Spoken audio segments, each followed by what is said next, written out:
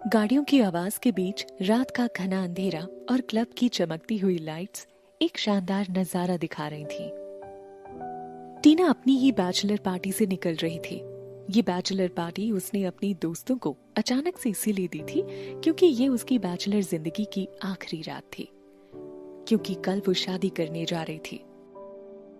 टीना खूबसूरती की मलिका और अपनी जीरो फिगर से लड़कियों को कॉम्प्लेक्स देने वाली एक नायाब परी सी दिख रही थी। भगवान ने भी शायद उसे पूरी फुर्सत में बनाया होगा। मॉडलिंग की फील्ड में भी उसके लुक्स बाकी मॉडल्स को नीचा दिखाते थे।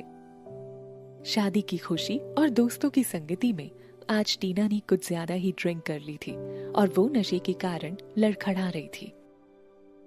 अच्छा था कि प्रणय ही उसे लेकर निकला था और उसका होने वाला पति होने के नाते टीना को अपार्टमेंट में ले जाकर बेड पर लिटाने में उसे ज्यादा प्रॉब्लम नहीं हुई थी। जल्द ही टीना नींद के आगोश में डूब गई थी। टीना ने अपनी पलकें खोलने की कोशिश की।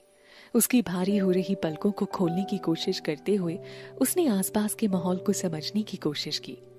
आंखें खोलने के बाद तो जैसे उसे कुछ समझ ही नहीं आ रहा था, लेकिन उस मध्यम रोशनी में अपनी आधी खुली पलकों से देखने के बाद उसे समझ आया कि वो प्रणय के अपार्टमेंट में है। उसको सब याद आने लगा। उसका दोस्तों के साथ कुछ ज्यादा ही ड्रिंक कर लेना और प्रणय का उसे लड़खड़ाती हालत में यहां लेकर आना, सब कुछ। क्या इसीलिए प्रणय उसे अपने अपार्टमेंट में लेकर आया था? शरारत भरी मुस्कान के साथ सोचते हुए टीना ने कमरे में उस आवाज के सोर्स को ढूंढने के लिए नजरें दौड़ाई जिनके कारण उसकी नींद खुली थी। मध्यम लाइट के नीचे उसे एक लड़का और लड़की पैशन के साथ किस करते हुए दिखे। ये देखकर मानो जैसे टीना पर बिजली ही गिर गई। उन दोनों को इस तरह देखते ही उसे शौक से मानो लकवा ही मार गया। टीना उन दोनों को शौक से देख रही थी जब वो दोनों एक दूसरे में खोकर पैशन के साथ किस कर रहे थे। प्रणय के हाथ यूसुफा की कमर पर यूं लिपटे थे मानो वो उसे छोड़ेगा ही नहीं। प्रणय, हाँ वो ही प्रणय था जो कल उससे शादी करने वाला था। और यूसुफा वो कोई और नहीं बल्कि उसकी वो कलीग थी जिसके लिए उसने बहुत कुछ किया था। ये सब देखकर उसका दिल मानो धड़कना ही भूल गया था। क्या ये सच में प्रणय है? टीना को कमरा घूमता हुआ सा लग रहा था।